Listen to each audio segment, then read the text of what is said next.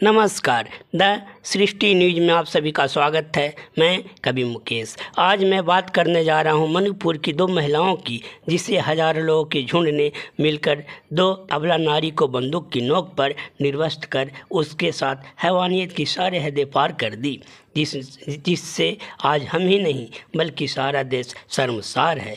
मिली जानकारी के अनुसार घटना की शुरुआत 3 मई 2023 को एक मार्च निकाले जाने से होती है, जिसमें मणिपुर में रहने वाले दो समुदाय मैतेई और कुकी के बीच झड़प हो जाती है, जिसको लेकर मैतेई समुदाय के लोग हजारों की संख्या में झुंड बनाकर अपने हाथों में बंदूक और अत्याधुनिक हथियार से लैस होकर दिनांक 4 मई 2023 को निकल पड़ते हैं कुकी समुदाय के लोगों पर हमला बोलने।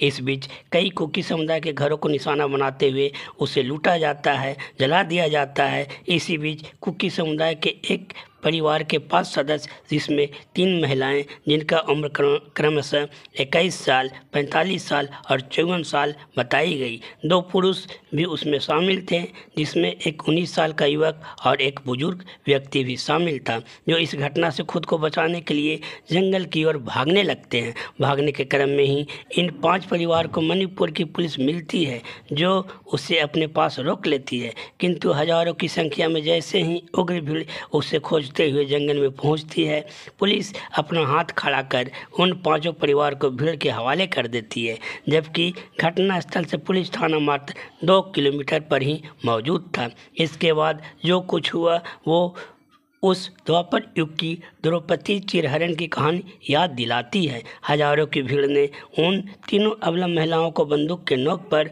मौत का खौफ दिखाकर निर्वस्त्र कर हैवानियत की सारे हदें पार कर देती है।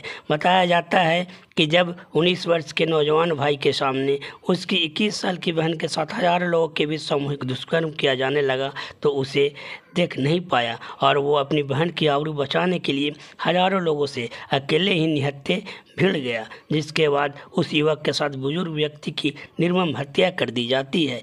इस निंदनीय घटना से इंसाफ के लिए जब 18 मई 2023 को अर्थात 14 दिन बाद पुलिस को लिखित रूप से आवेदन दी जाती है, जिसमें प्रशासन सामूहिक दुष्कर्म को पूरी तरह से हटाना चाहता है, फिर भी किसी तरह से 21 जून 2023 यानी घटना के 1.5 महीने बाद FIR दर्ज कर ली जाती है, किंतु कार्रवाई शून्य रहती है।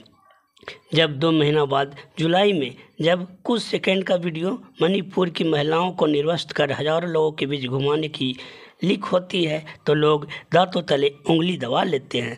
तब जाकर मणिपुर के शासन, प्रशासन और गोदी मीडिया की नींद खुलती है और कुछ लोगों को हिरासत में लिया जाता है।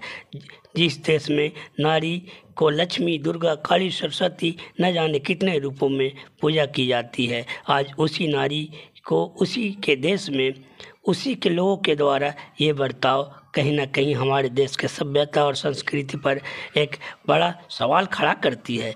और सवाल उस खड़ा करती है मौन शासन, प्रशासन और गोदी मीडिया पर। आखिर क्यों इतनी बड़ी मानवता को शर्मसार कर देने वाली घटना के बाद भी मणिपुर प्रशासन की ओर से कोई ठोस कदम नहीं उठाया गया? आखिर क्यों मणिपुर की सरकार मौन रही? आखिर क्यों देश की हर छोटी छोटी घटनाओं पर पैनी नजर रखने वाली गोदी मीडिया की नज़रें इस घटना के सामने अंधी हो गई? आखिरकार नफरत की आग में जल रहा मणिपुर के दोषी कौन है? मणिपुर और केंद्र में BJP की सरकार है, फिर भी इस घटना के आगे लाचार और बेबस बनी क्यों है?